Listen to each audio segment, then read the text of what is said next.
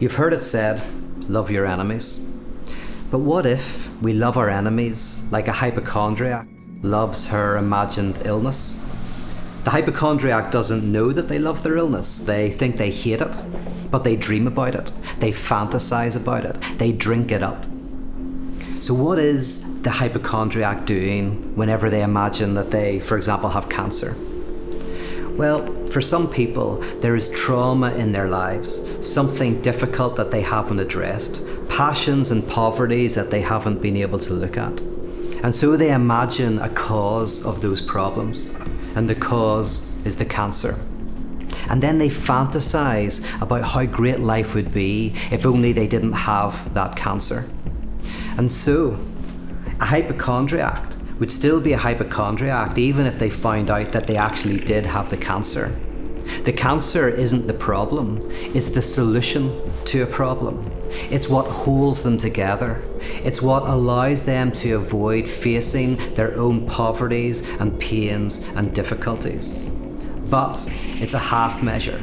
It's a solution that ultimately causes more suffering than it solves. This is structurally similar to what Hegel meant when he talked about the beautiful soul. The beautiful soul is simply a developmental phase where a person who is unable to look at their own violence, their own inner conflicts, places that onto somebody else. And just like a kid who imagines there's a monster under the bed, not knowing that the monster is actually inside them, so too we try to avoid our own passions and our own violence by putting it onto another group, another person, another political position. If we can find somebody who fits the bill of an enemy, someone who's particularly nasty and difficult, all the better. But if we can't find somebody like that, then anyone will do. If you can imagine how kids are in school, those people who are always looking around for somebody to dislike, somebody to talk about behind their back, somebody who is doing something wrong. Those people who don't seem to be able to live without having some sort of enemy around them. Contrast that with someone who's not a hypochondriac, who ends up having cancer. The difference is they don't need the illness.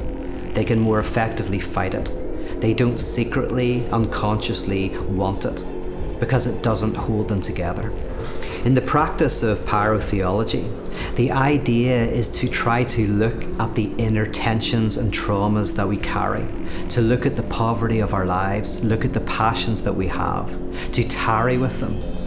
When we do that, we no longer need to put those things onto somebody else. We don't need to create a scapegoat. We may still have enemies. We may still have things that we need to fight. But we no longer need our enemies. We are no longer unconsciously, psychically connected to them. And so we will be able to fight more effectively against the things that we need to stand up against.